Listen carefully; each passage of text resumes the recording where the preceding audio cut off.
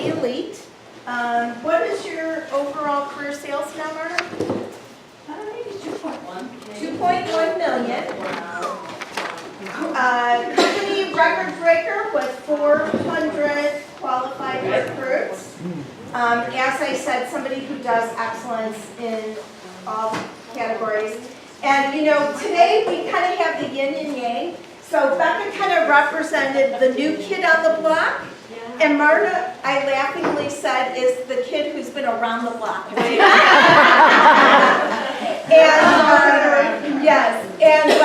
Marna is excellent in both worlds. So not only is she best in class in-person party experience, but she's embraced the new ways, social media, and she's here to share with us some of her best tips.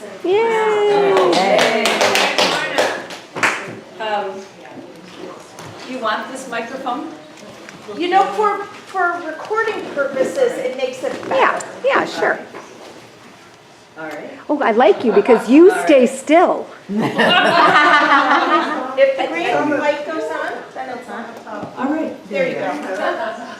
All right, well, thanks you guys for letting me hang out and being the last speaker after all the good shit's been covered. Now I get to try to come up with something brilliant, and I got nothing. But I really do appreciate letting me hang out. I wasn't going to come to this retreat. It was at the last moment I saw your names that were coming. I thought, I got to be there. So we hustled it together and got down here. But, so I thought I'd share a little bit about the overall, like behind the scenes of what it would take to be an executive. Would you want to know some numbers and some income and sales and all of that? So I thought I'd share some of that.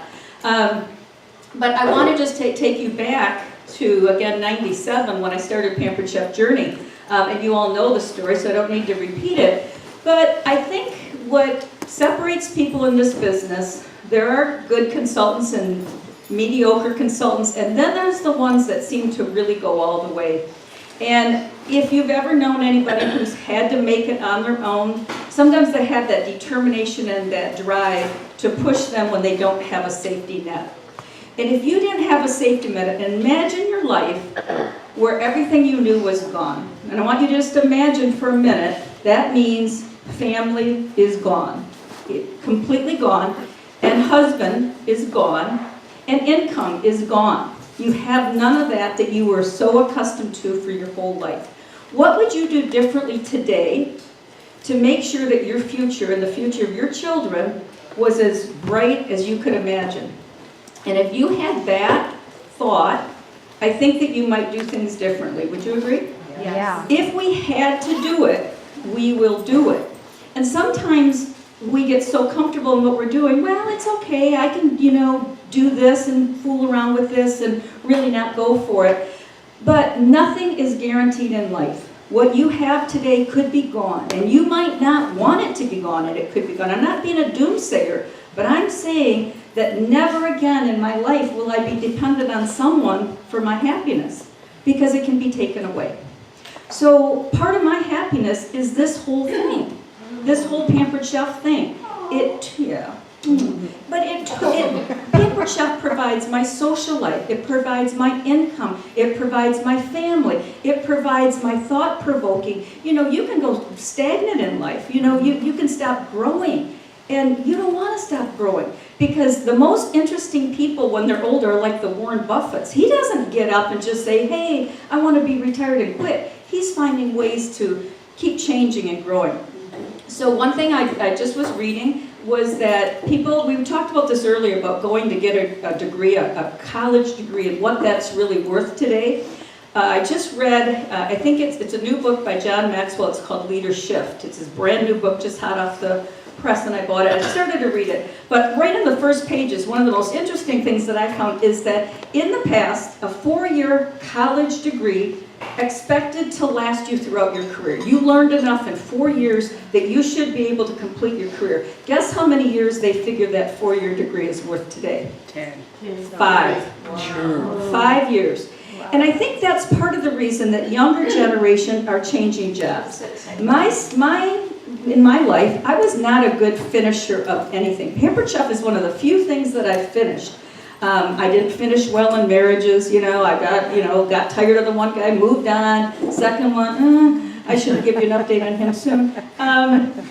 But I didn't do well in my day job. I changed departments like people changed underwear because I got bored and I needed to keep moving on. I never could see it through. Pampered Chef is one of the very few things that I have seen through all the way, and I can't tell you how proud I am because I meet people every day who started when Patty and Marie and I started, and they're gone. And they wish that they had stuck with it. And it takes, if you've been here, how many of you have been here 10 years? How many of you have been here 15 years? 20? Look around the room. This is very, and you'll get Krista back there waving her tatas. It is very unusual in a direct sales company to have this many people stay with it. So, be proud of that. We are very special. Very, very special. So one of my first pieces of advice is to make sure that you keep learning and changing and evolving. Because what got us here will not keep us here. And that's the problem. That's the problem that I'm running into, is because I built a business very differently than the way Becca is building her business. I mean, very differently. And so if I want to keep staying relevant, I have to keep growing, and so do you. So I thought I would share just a little bit about some of the things that I've tweaked a little bit to stay relevant, and then a few of the numbers and some of my meeting ideas and just a potpourri of stuff, simply because Laura did a fabulous job uncovering so many subjects, and Becca did, and we heard from Never Know Girl over here, so a lot of the subjects have been covered so beautifully. So I want to talk to you, but first of all, about personal branding. Okay, everybody needs to come up with something that makes you unique so that people will remember you. Okay, so are you a military wife? Do you have lots of kids? Are you into personal fitness? Are you really funny? What do you offer that nobody else is offering? And how can you brand yourself with that? Because in the old days when we started, the only way to get in touch with people was to have a car and a phone. And you had to go drive somewhere to bring your wares and show people our product. And not a cell phone. And no cell phone. Right, it was a real phone. No internet. So think about it. It was a different way that we presented and marketed, because it was all person to person, on the ground, guerrilla marketing, one person at a time in your neighborhood. And people got to know you. They saw your party, they got to meet you and interact. Well, today, the internet and all of the social media has opened up just a beautiful business that can go way beyond that. But some people are just not using it the correct way. So I want to talk to you a little bit about that. But I think the problem with social media is that it can be very impersonal, because you've got to let people see you, and that's what Laura was talking about. You just can't be posting every day the company's image of what the host special is, and what the guest, this special and that special, and it's just constant, and it's 2 or 3 posts, and that's all you post. Because first of all, no one's going to see the stuff anyway. You might as well just save your breath, because nobody's seeing it because of the algorithms. But you've got to figure out how to inject you. So first of all, I wear the same thing to every party. I wear a chef's jacket and LuLaRoe leggings. That's what I wear to every single party. And that's when I do videos, I wear the same chef's jacket so that it's instantly recognizable. Oh, there's Marna, she's doing a video, right? So I encourage you, don't be like thinking about what am I going to wear? Wear the same thing all the time. Do y'all have a chef's jacket? I love my chef's jacket. I do. I buy one that's about $18 or $19 online. I have my name monogrammed on it, and that's what I wear. And they wear like iron, because one I've had is 12 years old, and I've worn it literally 10,000 times probably. So create a look, and then when you are, so the first thing is that the products are going to sell themselves, but you've got to sell yourself. So you always have to figure out, what am I doing to sell me, to let people know who I am? These notes are just all over the place. It's really kind of crazy. But here we go. So thinking about Facebook, 80% should be free content. 80% should be recipes, something fun, something interesting, a food fact. Because then you build your audience. So Facebook is a funny animal that's taken me a long time to figure out. But I want you to, if you get a minute, go over to my Facebook page And once you do this thing right, when you post things, people will see it. How many of you have posted things and there's no comments, there's no like, and you're going like, okay? And that happened to me in the beginning. Views, but no likes or comments. No likes or comments. So this is a very long process. It will take you a while, but it is so worth doing. So the things that you want to be aware of is that you never want to copy some shared content. Like just either you saw something and you share it, never share. Facebook does not like shares. It's the same old thing, and you're going to be going down, down, down in the relativity. Even like Pampered Chef videos that we see? I don't share any of that. I do not. Copy and paste it, or? I just don't put that stuff out there. Very rarely will I put out a company-sponsored video. There's some thought to that. Some people say, well, sometimes when they watch that video or you share their blog, it takes people to the Pampered Chef's Right. Facebook page. Yeah. And people don't want that. You want them to go to your page. But, so I offer tons of free content. So let me talk to you about how when I'm really good and really on point, I post something every day to my personal Facebook page, every single day. And I used to, at 9 a.m., post a recipe, and at 4 p.m., post something fun. Oh, personal, not professional? Okay, I use only my personal page, and here's, where did you come from? I'm the coordinator. I work with Patty Marie, but you're so interested. I had to say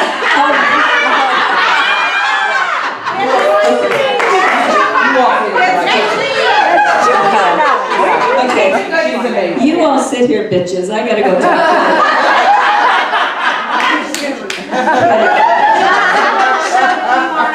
What, honey? she wants to book a She's show. she's joining my team. Are you kidding me?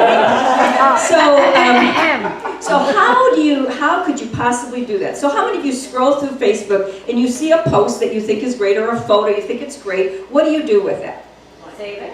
And There's a photo. save it as a photo. Okay, I want you to, how many of you have Cint Share Yeah. or post or whatever? Yeah. Okay, so when I see something I like, I copy the URL image. I don't save it in my photos. That clogs up way too much space on my phone or my computer. So all I do is highlight it and copy image URL, pop over to Cint Share and paste it in, and there pops up the image.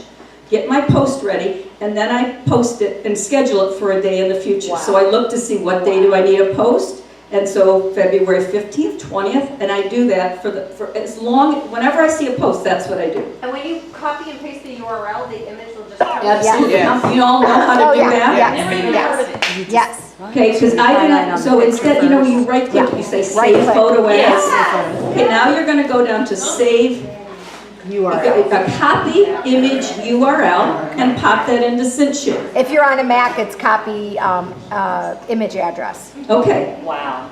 So it just saves you, because here's the deal. I would save photos, and I had thousands of photos. How would I even know what I called the damn thing, right? So I'm looking through and can't find anything. So no longer do I save a photo. I always save it into Cint Share to be posted, either on my team page or my personal page. So why do I use the personal page? Well, I just was reading about Facebook and about social media, and pages and groups are not getting the exposure.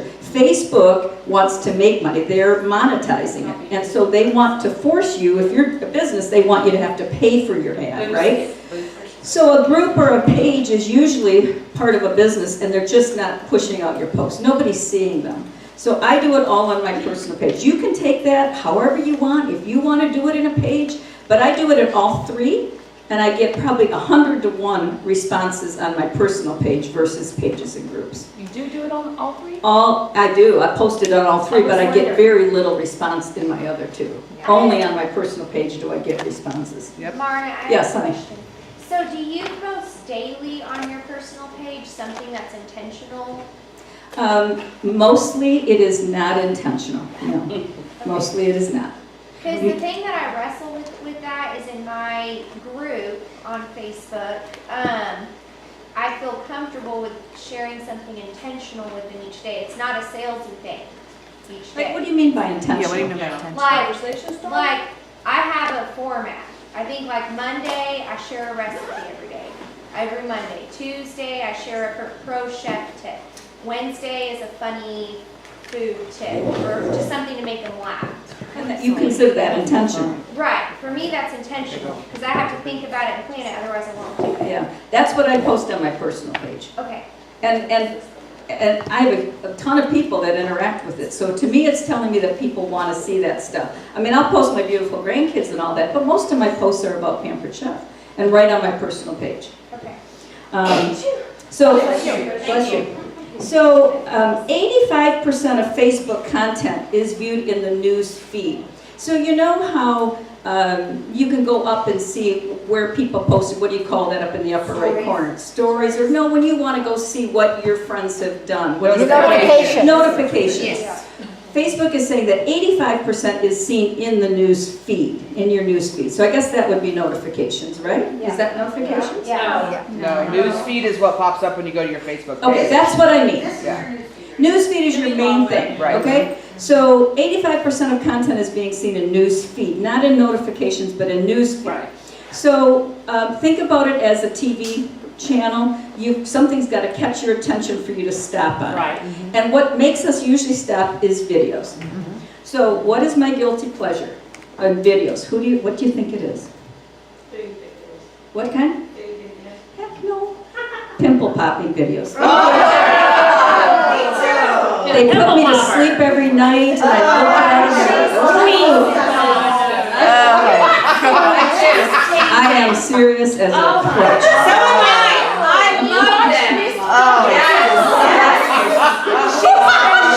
I love Dr. Pimple. So if I could put that content out to people, I would love it, but I can't, right? With your cooking show. So, Marna. So you're saying that 85% is right here. where people 85, scroll. yes, that is where you're getting your connection, is in this. Oh, yeah, yeah. In this, right? But the videos are what will make you stop. What will not make you stop is an ad. How many times do you see ads for stuff that are paid for? Says AD. And you immediately roll back, roll through. Well, every time you guys keep posting, or not you guys, but your teams keep posting, here's the host special, here's the guest special, here's this. People are just going right by it. And what happens is if you get no engagement, now you're becoming even less relative, and Facebook's not going to show your post to anybody. It's not going to go into their notifications. So you have to figure out what's the smart thing to do on Facebook. So the number one smart thing to do is not to copy content. Number two is not to just post advertisements. Post free, good content. And then try to figure out how to get people to engage with your posts. So I did take a little class. I brought a couple of ideas from this. So the first thing is friends. Think about your friends on Facebook. So it's not just the number of friends you have, it's the quality of the friends. So who should you be friending first? Who do you want in your friends group? Your hosts and your guests. Yep. Hosts and guests, that's all I want to be, my friends. You all, I don't care about you. I want my hosts and guests. Why? Right. Because what Facebook does is it's a relationship and an interest-based algorithm, okay? So if you have all Pampered Chef consultants as your friends, and that's 80% of your friends, guess what is going to come up in your news feed? All those people, all your Pampered Chef friends, their news feeds. I love you guys, but I want to see my customers' stuff, and I want them to see mine. So the theory is that no more than 20% of your friends should be Pampered Chef consultants. Yes. So that's why I don't accept friend requests from people I don't really have a great, I just can't. Because how many of you know what the maximum number of friends you can have is? 5,000, okay? So I'll tell you a true story. One of my directors was friend requesting everybody, she met people. She was closing in on 5,000. So she put a post out there, hey, who of my friends sell Pampered Chef? It was a death trap. They said, me, delete, me, delete. It's so sad. Wow. I know what I'm doing this week. But, so if I don't accept your friend request, it's not because I don't love you. It's just simply because I use Facebook for a whole nother reason, and it's to build. So when I am at a party, how many of you tell people you're going to friend request them? How many of you really do it? This is I do. huge. What, honey? And my out and about contacts, you never know. Yeah. Right. I've been doing it for like 3 or 4 years now, and it has Huge. made a huge difference. Huge. Yeah. So what you could do is if you have a little intro at your parties and you want them to find you, because I'm easy to find because my name is so unusual, I might say to them, hey, send me a friend request, and before the end of the party, I'll put you all in a drawing for a season's best cookbook. Get them to friend request you. That's one trick. Or I send out an email after the party, hey, thanks for coming to so-and-so's party. If I could find you on Facebook, I've sent you a friend request. I hope you'll accept it. I'm not going to stalk you, but that's how I keep in touch with my customers. You won't believe how many people will accept your friend request. There is nothing I post on Facebook that I would ever be worried that a customer would see. So who was talking earlier about no politics? Who was it? Oh my gosh, clean as a whistle. As crazy as I am, I do not post anything off color, nothing that would, and this is a true story. I had a director who was very politically inclined. And I'm sure she thought she was very entitled and right in her opinions. But you have to remember that 50% of the people agree, and the whole other 50% don't, and she lost her entire director business. She lost it because so many people she polarized people. And so there's all these arguments on her page, I'm going like, what are you doing? Why? Facebook is for happy, fun stuff. You don't see the crazy stuff like Laura said. It's all positive stuff. So first it's friends. Less than 20% of your friends should be part of PC. Now you want to pump up your friends list with hosts and guests. Now, because this is the problem. If you want to run a virtual business, and a lot of you say, yeah, I want to be a Facebook consultant. And I'll hire somebody who wants to be a Facebook consultant. And I look at their page and they have 200 friends. We are screwed. You cannot run a Facebook party with 200 people. And the other thing that they want to do is they want to run a business where they just sell to they don't want to do parties, they just want to run posts and let's sell this and let's sell this special and let's sell 12 brownie pans and stuff. Well, who are they selling to? Their immediate group. And it's like trying to fish in a barrel with a couple fish. I mean, they don't want it anymore. Right. And so they get discouraged. So when I post something and it goes out to a whole bunch of people, I have a chance that it will be seen. All right, so number 2 about Facebook is engagement. And in order of importance. So engagement is how you engage with other people, okay? So the number 1 queen in Facebook is comment. Not like, not emojis, but comment. And Sue said best the 5 words. 5 words. What's the best 5 words? It just depends on the content. Happy birthday, it's happy birthday, have a great day. Right. Cute kid, love the brown eyes. Right, exactly. You have to comment on 10 posts a Yes. day. Yes, that's part of if I have somebody who's trying to build their business, that's part of their homework. You must comment on 10 people's things, but not on your, cousins. Post on customers. You look for people to comment on. And why do you want to comment? Well, first of all, it helps in your algorithm, but the second thing is everybody sees the comments, and they see you. You become visible to them, okay? So here's just an absolute truth about Facebook. I told somebody the story, I think, earlier, but 4 years ago, I messaged a former consultant who used to be on my team, never had any contact with her, but we were friends on Facebook. She had a cookie baking business. So I private messaged her about, hey, I might get some cookies for my Christmas party. What's your price? Ridiculous, I didn't buy them, but that's another story. And the very next day, one of my former Girl Scouts had posted a blog about her infertility journey and that they were ready to adopt a baby. And it was the most beautiful thing and the saddest thing at the same time. And I never share this stuff, but I shared that because it meant that much. I would love to have her be a mother. And I instantly posted it, and within seconds, the cookie girl comments, is she interested in an open adoption? And I'm not telling you, I'd never seen her feed, I'd never seen anything. And I said, let me double check, I'll message you, blah, blah, blah. And in 8 months' time, that baby was home with that girl. It was her daughter who was pregnant, and they could not provide, and so they gave that baby up to this Girl Scout. Wow. I thought her name should be Marna. I didn't know. in Charlotte. But that's the power of commenting and what it can do to your business. So number one is comment. Make it part of your daily business to comment. Number two is emojis, okay? No thumbs up. Facebook hates thumbs up. So go into your emojis and come up with something more creative than a thumbs up, okay? Go look for, if you're going to use one, don't use the thumbs up. Can you use GIFs, GIFs, whatever those GIFs are good. Okay. And then the next one in order of importance is replies. So this is what, if you look at my page, you'll see my most recent post. And it just blew up before I left and I couldn't even reply. But every time somebody comments, you reply. Okay, you reply. Don't ever leave a comment dangling up there. So you reply, hey, thanks for your message. Thanks for commenting. Reply with 5 words. And reply with 5 words. Okay. Because they comment, that counts. You comment back, that counts again. So now you've got 2 ticks on your tick for Facebook in one series. Yes, in messaging, right? And Facebook loves conversations. All right, so now the next order of importance is messaging, private messaging. Who told us to take it off of the public page and into private?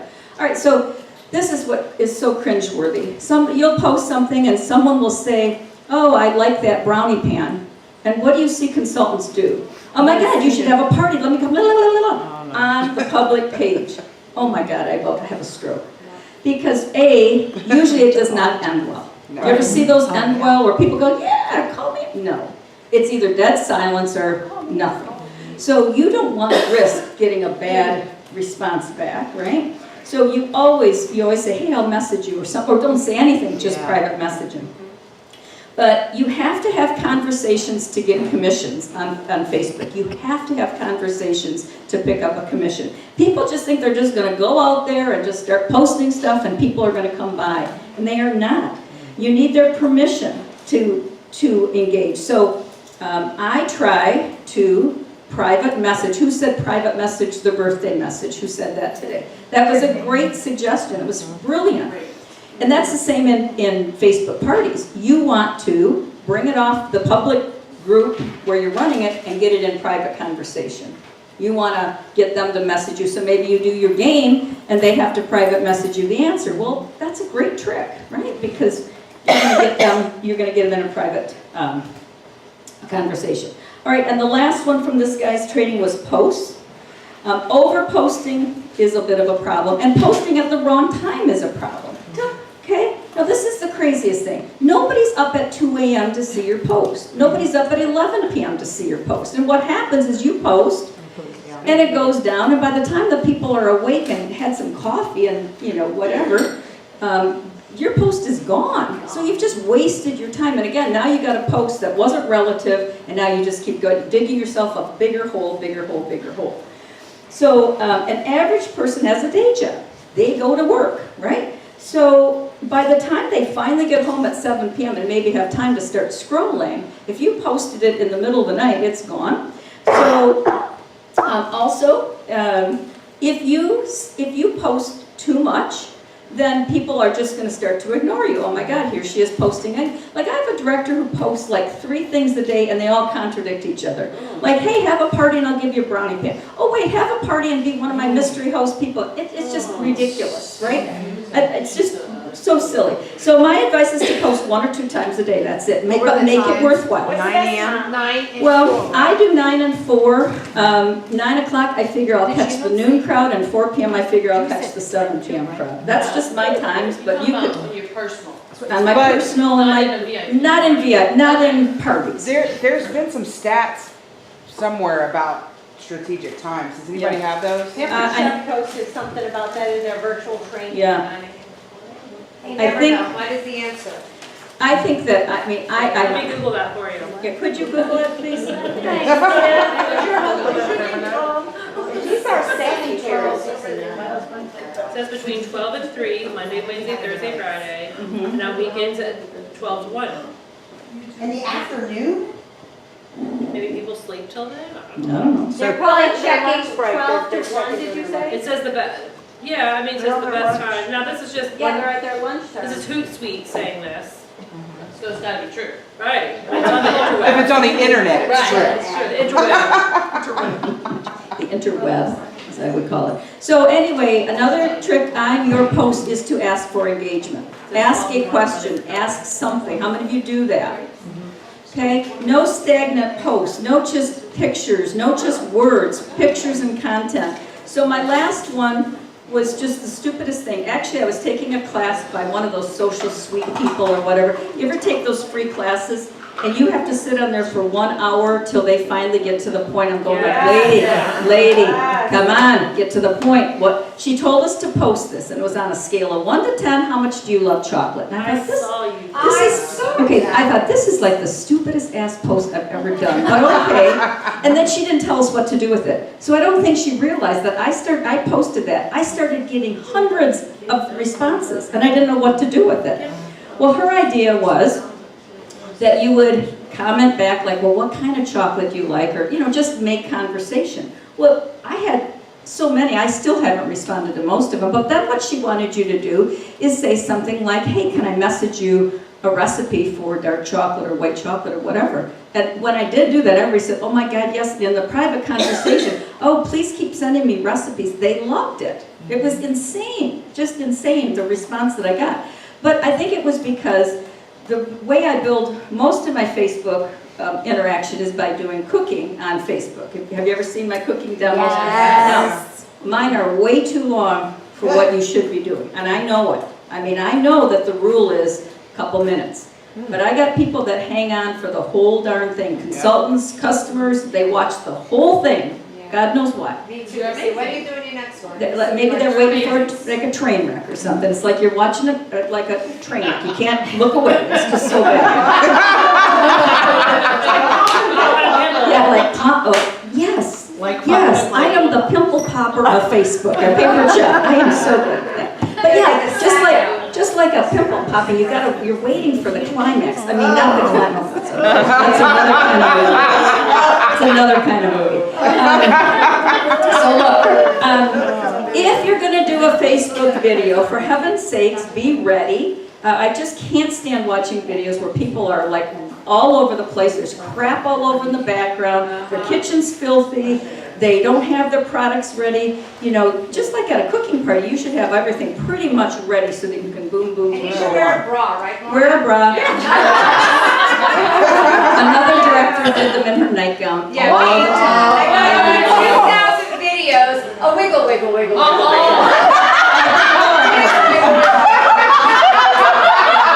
That was Laura's problem. Wait, should I get that? Wait, Laura, do it one more time. One more time. A wiggle, wiggle.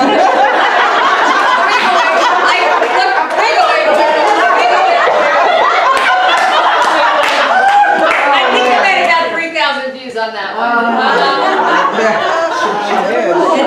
And you can, and so, okay, so if you do this enough, you'll create a persona on Facebook that people will recognize. It becomes your brand, and it becomes, people will know you. I can't tell you how many people I go to parties and they say, oh, I saw your videos. So a couple tricks with doing videos. So first of all, what I do is I turn the phone so that I do not see the screen. I'm looking into the other side, like if I were taking a picture and I was just, because what I see is people going like this, I'm so distracted, and so I put it in a tripod and I don't see myself at all, so I can't see any of the comments. You see how I'm doing it? Is that how you do it? Yeah. So it's the opposite. like this way.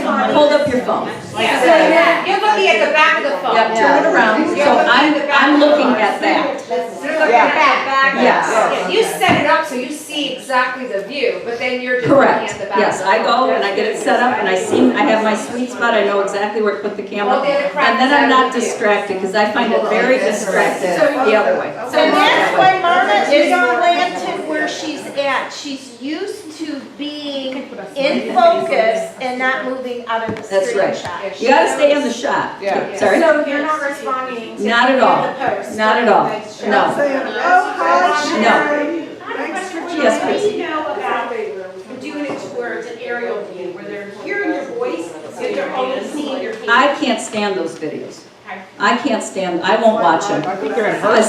Some very famous people in Pampered Chef doing that way. I hate those videos personally. Yeah. I want them to see this So you're wearing your pajamas, you no problem. I mean, right, then please, let's just look at your feet. But, that's one trick I had. I've had girls have changed the way they do their videos. They're much better if they're not looking at themselves.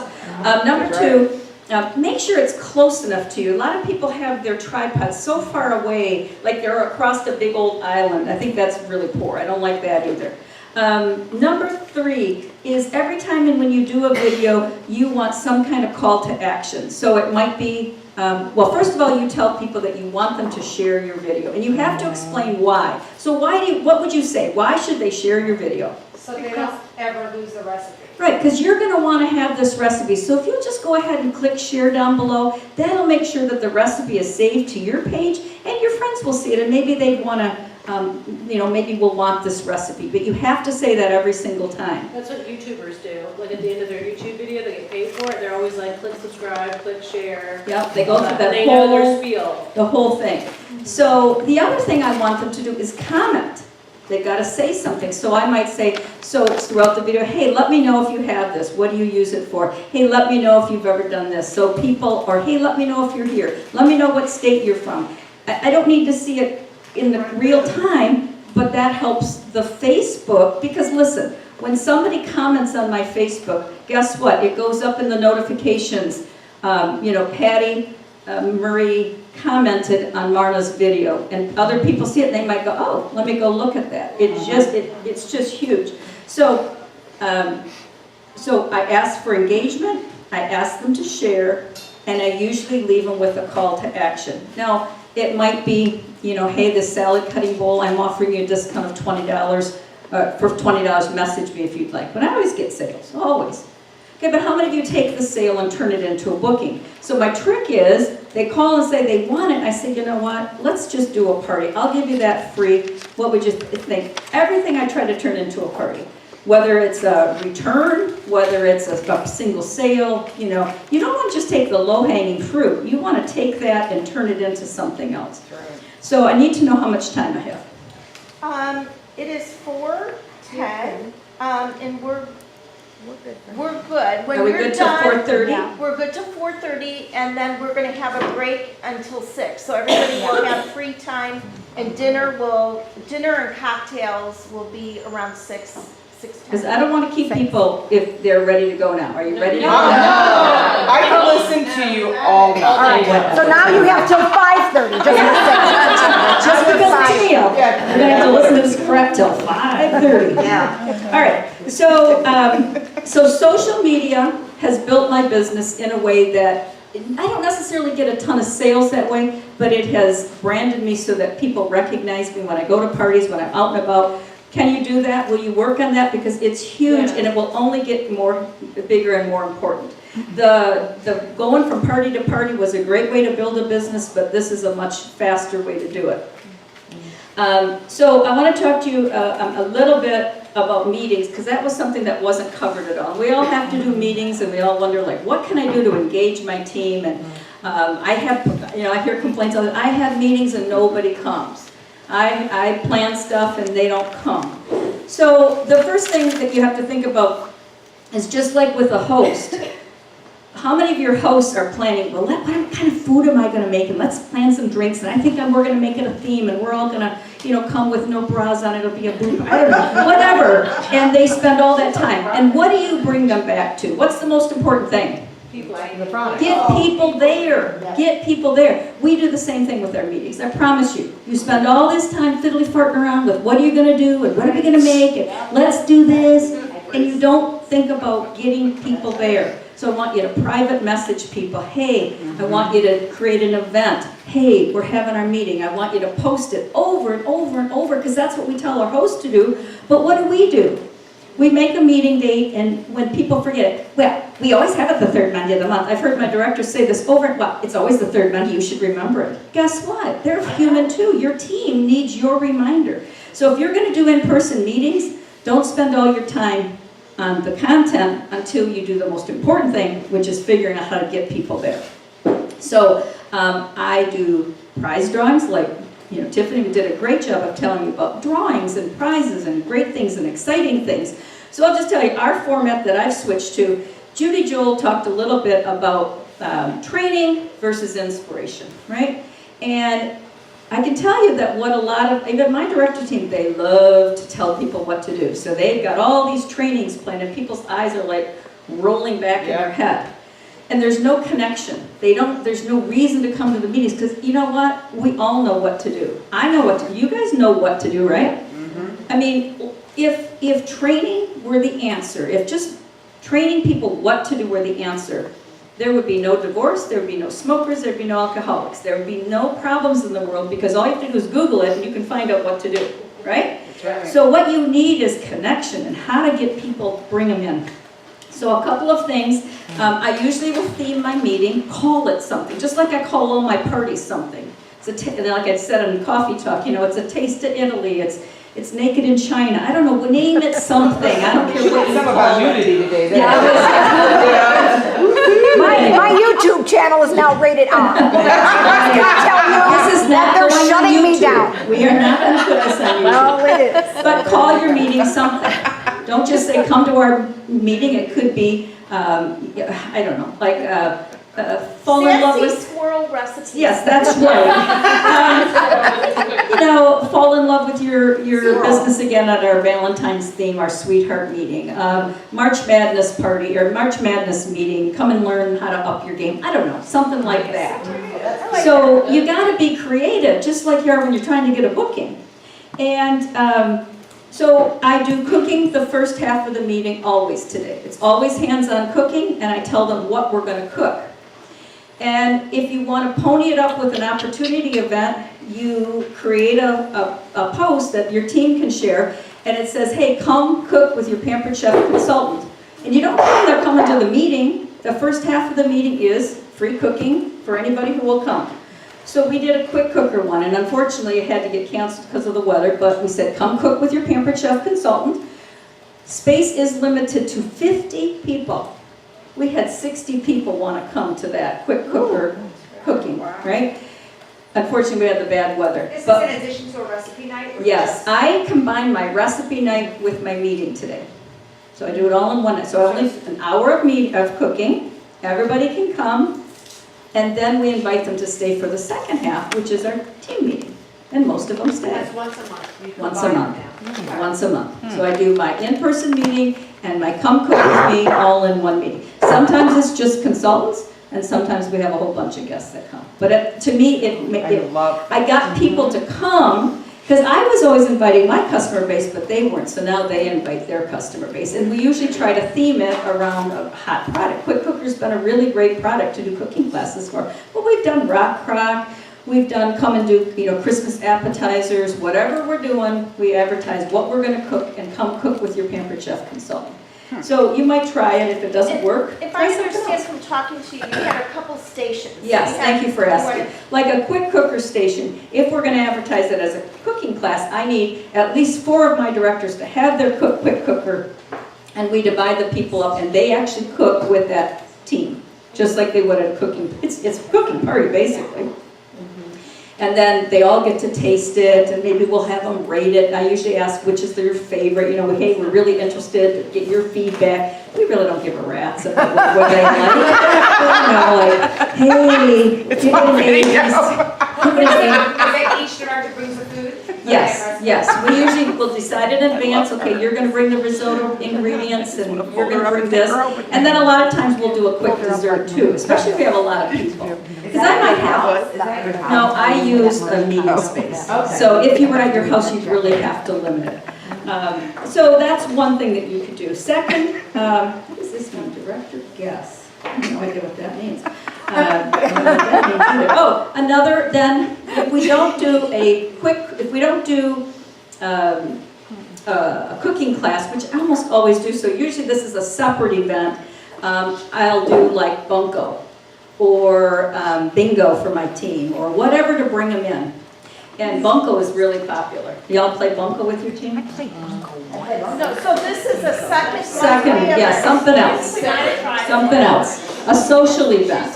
Wait, with guests? They can bring guests. Okay. So you And might. then you're doing it in conjunction with an opportunity kind of Yeah, event. usually, everything is an opportunity, but so Okay. there's always gonna be a talk about selling, bookings, whatever. Everything, those guests that come are all gonna get the big spiel. Okay. But we make it in a fun way, so hey, come play bunco with your favorite Pampered Chef consultant. Everybody will walk away with a prize. Grand prize is $20 a Pampered Chef prize, whatever, make it whatever you want it to be. Bingo. But it gets your consultants to come. And then they bring somebody, and it's just been, it's really changed our energy at our meetings, right? Because it's not just the old blah, blah, blah. So, When you're doing the second half of the Yeah. cooking show at the beginning, yep. are you following all the slides and everything? No, I don't do any of that at an in-person meeting. Okay.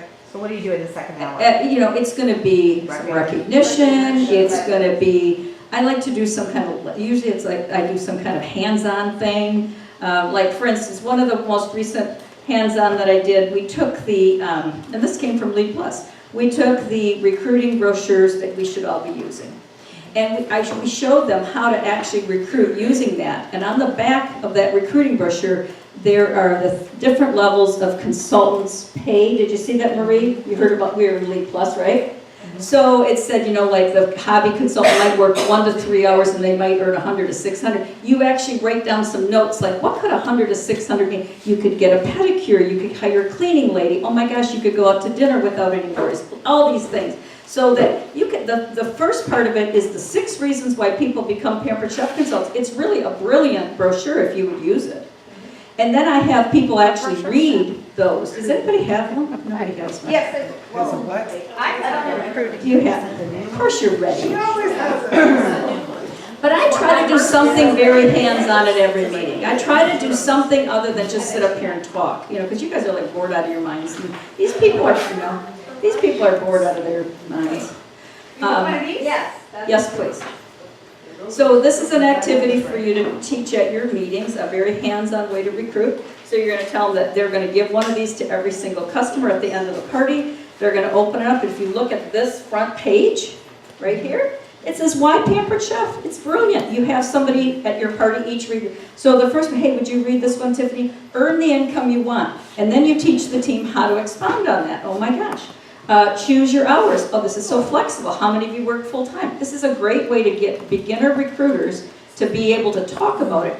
And then on the back, here's those income levels, and that's where they write their actual suggestions on what that could mean to their people at their parties. If you could get your team to do at least this, their recruiting is going to go up, because at least they're starting. Because guess what? They're doing nothing. Pretty much they're doing nothing to recruit anybody.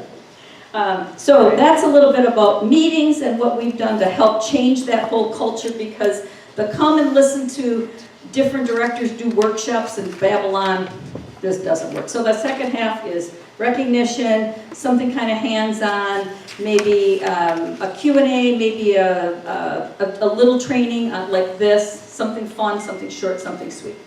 So the last thing I'll chat about, and then we'll be done, is the numbers behind executive. Like, what would it mean? What would you earn? What would it take? The ins and the outs.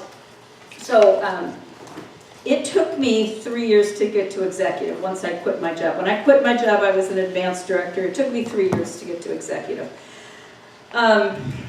So you can make money as an advanced director just as much as I can make money as a senior executive. And how do you make money in this business? What's the main way you make money? Sell products. Sales. I mean, it doesn't matter if you have 10 directors or 2 directors. If you're selling the same amount of product, the income difference is very little. So that's the cold hard truth, is that the income doesn't go up because of the title. And that's what some people mistake, is that, oh, I'm going to get to executive, I'm going to make $15,000 a month. And it is not true. There are executives that make less than what you guys do. Okay, so be proud of yourself, because it depends on your volume. Okay, so if you've studied the compensation plan, where do you earn the highest commission? Your personal sales first, right? What's the second highest place that you're going to earn money? Your personal team, right? And if you're advanced, you get a 33% bump in commission. So advanced has got to be on your agenda like El Pronto, because you can't afford to turn down a 33% raise, and that's what it amounts to. leave. No. You go from 3% to 4% when you're in it, that's 33% more. Okay, when you're a director, you get 3%. Right. When you're advanced, you get 4%. That is a 33% increase in income. Right, it's 27 plus No, 4 no, is no, 30. no. No. 3 and 4%. Override. I'm talking about override, Okay, sorry. not what you sell in a month, but what you get paid on your team. Okay, right. It's straight out a 33% increase in pay, straight out, when you go to advanced. Okay? Right, I mean, really. Okay, so your personal sales are queen. So the way I keep making money is by keeping my personal show schedule always consistent. 3 shows a week, some virtuals thrown in, and sell 10 to 12,000 a month. That's my goal. Even though I have, senior executive title, doesn't matter. I mean, if you really want to make the big money, until you really make it big, then you can back it all off. But that's what I do. All right, so then you go to your second generation. If you're advanced, what do you make on your second generation? 3%. 3%, which is what you used to make on your whole thing. So now you're at 3% on them. But that's only on the director. On the team, you don't make that. I think you make 1%. So the money is in your personal team and in your first generation. That's where the big money lies in Pampered Chef. Now, when I was coming up in the ranks, I heard people talking about wide and deep, go deep, deep, deep, deep, deep. Well, this is the brutal truth. I have third generation directors. When they promote a director, bye-bye income. It's gone. Okay? So that's not where I'm putting my energy, in my third gen. I'm putting my energy in my personal team to develop them to first, and I'm in my first generation to develop second gen, and that's about where I stop. I don't spend my time and my money going down any deeper, because you can have 6 generations, great, Right. but you're getting paid nothing on it. So that's the brutal truth. And so when I was working to develop everybody all over the board and spending all my time, it was costing me money and I was losing money. So if you would be smart and develop a strong personal team and a strong first gen, they will develop what you need. It will automatically happen because you've got them strong. So I want you to go home and look at your personal team and figure out, and here's another thing. I'm talking to people and they say, well, my personal team's not doing anything. And I only have a couple people doing anything. So how many do you have in your personal team? Guess what your percentage is of who will really work. It's sad. This is the brutal truth. 5%. Maybe 20%. So if you have 20 people, kids, you can expect 2 to 4 to do anything. And that's what's so frustrating. People think that everybody is supposed to do something, and it doesn't work that way. We do need all those 80%. They help us keep our volume up, but the people to focus on are the 20% that are doing anything. So if you've got a team of 10 and you've got 1, you're about average. So it's all in the numbers, bringing in anybody who's got a pulse, because they will shake out. And that's how I've been able to keep the numbers up, because I'll hire anybody, if they will buy that kit, you're in, and then it's my job to figure out if they're going to be worth a darn. And the opposite is true. I think somebody's going to be so good, and they do nothing. Right. And I think this is pathetic, and they turn out to be a rock star. So think about your whole personal team. Who's the consultant that drives you insane? Like you could barely stand it when the phone rings or you get a text message from them. Very often, that is the person who will become your rock star. Very often. They bug you to death. They ask you a million questions, and eventually they'll get it, and they'll move on. Guess what? If they're not asking you any questions, they're not doing anything. They're doing nothing. And so we kind of like that status quo, and I too have these people and I'm going, "Urgh." But I can look back, and my problem children many times become my rock stars. So I just encourage you to take a deep breath and give them what they need, and then what I usually do with them is make them be in charge of something. Put them in charge of something so that they get that little bit of confidence. So anyway, my team generally sells about 180,000 a month. Okay, this is peanuts in the world of big hitters in Pampered Chef. This is nothing. That'll get me about my $2 million in overall org sales for the year. But what that does is gives me a paycheck of about $10,000 to $12,000 a month. It's not $16,000, it's not $22,000, but right now it's $10,000 to $12,000 a month. Well, for a girl who went to high school and got married at 19 and divorced at 34, that's freaking delicious money, right? And it's enough money so that, you know, my second husband, you all know, you know, no one, remember, don't come up to him in Hawaii and talk about what I say about it, but we'll just finish with this, because my time is up. So you know that he watches the Weather Channel, and you know he gave up underwear when he turned 70, so he's wearing no underwear. He's wearing sweatpants. His spot on the couch is permanently impressed with his ass. I mean, you can just see where he sits right there. And he watches the Weather Channel, and he flips it between the Weather Channel and the news, which is gruesome. It's just horrible. But on top of that, the sound is off, so there's no volume. And he freeze frames it. So we're just looking at a screen of, I don't know, like the weather. And he also rewinds the Weather Channel to catch it again. Wait, he missed that. How high was that wind? So I like want to blow my brains out. So we live on the water, and it's really bright because we've got a lot of snow and a lot of ice, and we have all picture windows. And now he sits on the couch, free balling, with the remote control, and now he's wearing sunglasses in the house. An old ass pair of sunglasses from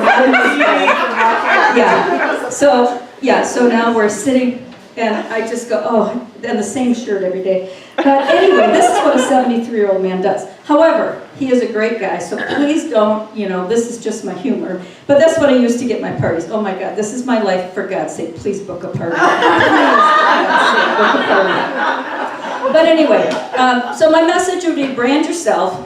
Work as hard for yourself, and thinking that someday what you have could end, like it did for me, and that you want to be self-sufficient. I don't ever want to be in a position where I could not provide for myself, which I was in for a long time. Would you like to make $10,000 to $12,000 a year or a month? It can be yours with volume. If you know, right away, if you can't develop all your leaders right now, get yourself selling and find some rock stars to at least start selling.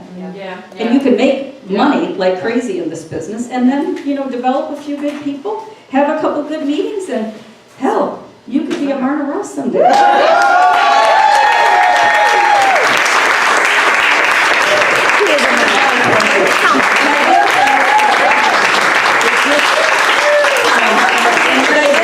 That I did want to tell you, you know, the Excellence Award thing? I already have all four. It's all done. She already did all four categories. Wait, Marna, I don't know if anybody wants, anybody has any questions, is that okay? Well, Take a few? The Q&A. You can handle it now, or tonight at 7, we'll have peer sharing, roundtables, Q&A. Oh, I forgot But- this. Oh, go ahead, finish. Yeah, Yeah, totally. this is just, I always try to come up with something different for bookings because I get bored with whether it's the scratch offs. This is what I use right now to get me 3 bookings at every party, and it usually works. You got bored with the scratch? So I'm not doing the scratch offs right now. Do you know Marna? Yes. We could just take a picture, Yes. and then we could post it out there. So, yeah, I buy them from Oriental Trading? Oriental Trading, and you can put a product, they've got to scratch it off just like a lottery ticket. If they book a party, they get to scratch. Yeah, you write it. Yeah, no, it's really simple. I'll tell you that. So anyway, I still give, I use the $100 bag today. How many of you have a $100 bag? So the $100 bags for a $100 order for booking a party or becoming a consultant. So they get a pick, 3 picks if they do all 3 things. So I give a little gift for the booking, but then I'm incentivizing my host. And I can't tell you how many hosts have gotten to the 3 bookings. Now, the question is always, when do you give the $50? And don't think you got to give 50. It can be whatever you want. But look, if you do it on, you know, up front, on the host order, whatever, it costs you $25 to get 3 bookings. That's the bottom line. And many times I'll get the 2, but not the 3, so I don't have to give the big gift. Would you be happy with 2 bookings every party? Yeah. Heck yeah. So you got to throw it out there, but all my last parties got to 3. So. And the gift comes at the third party. Well, it's totally up to you. I mean, you could give it up front, or you could hold it till the third party. So, hold it if you want. I used to hold it, for sure. Can we ask questions?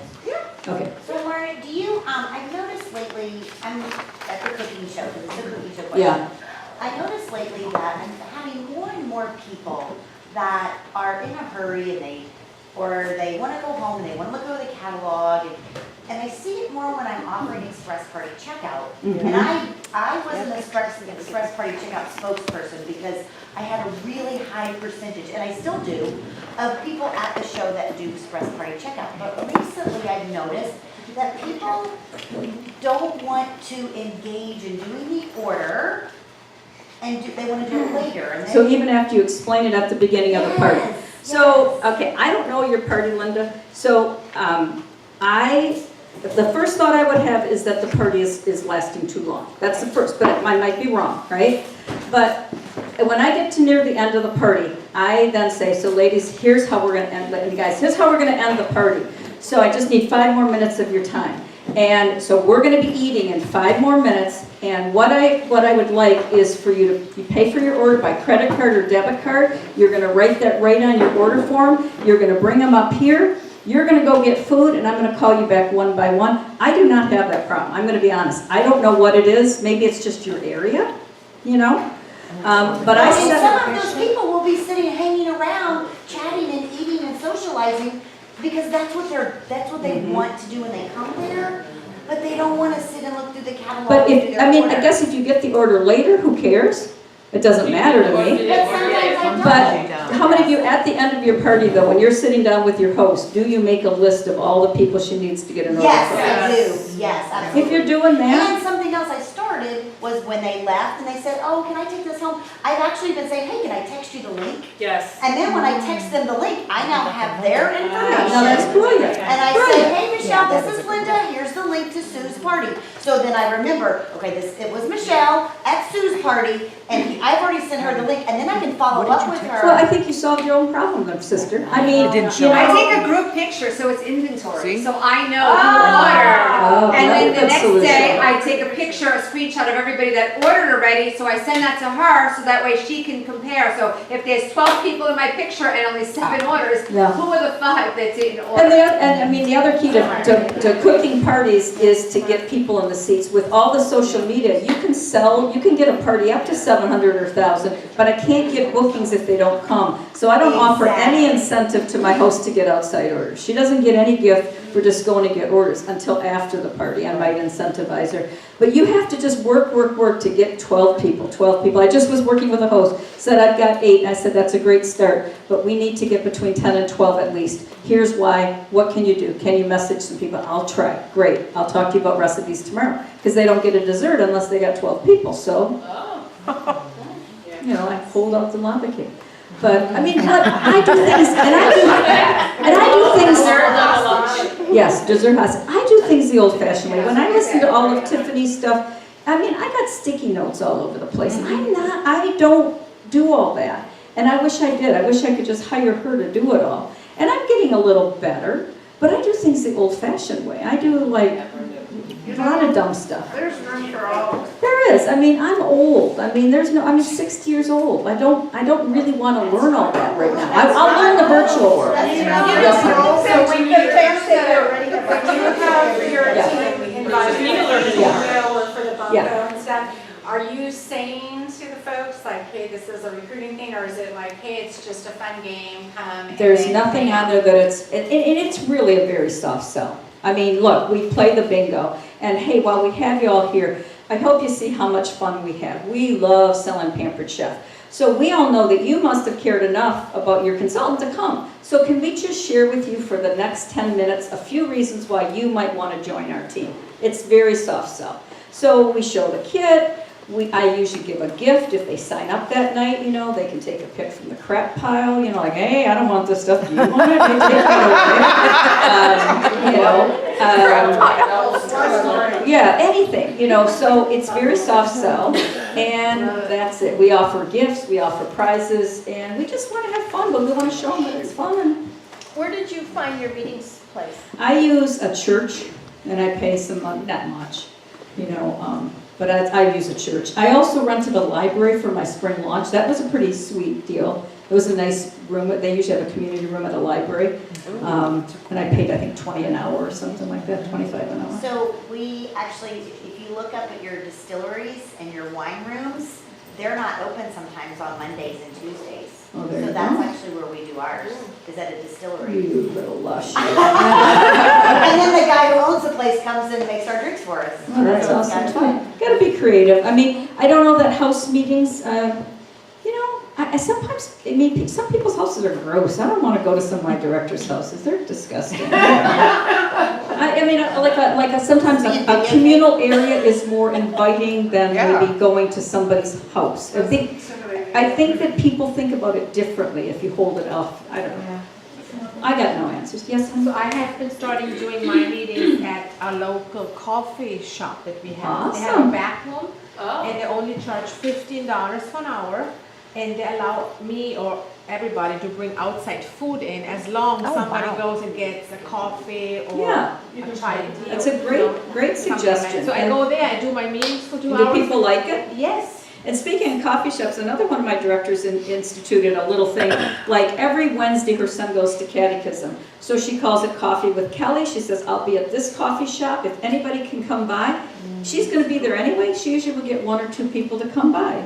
Yeah. Great way to connect with, you know, customers or hosts or consultants usually. So I mean, there's all kinds of ways to skin the cat. Whatever you're doing, just do it a little bit more. Tweak a few things. Figure out what's not working and let it go and figure out something new. How many virtual parties are you doing? Oh, Not a lot yet. maybe 4. A month. We don't Yeah. change. Okay. I mean, I'm gonna change it to 4 a week.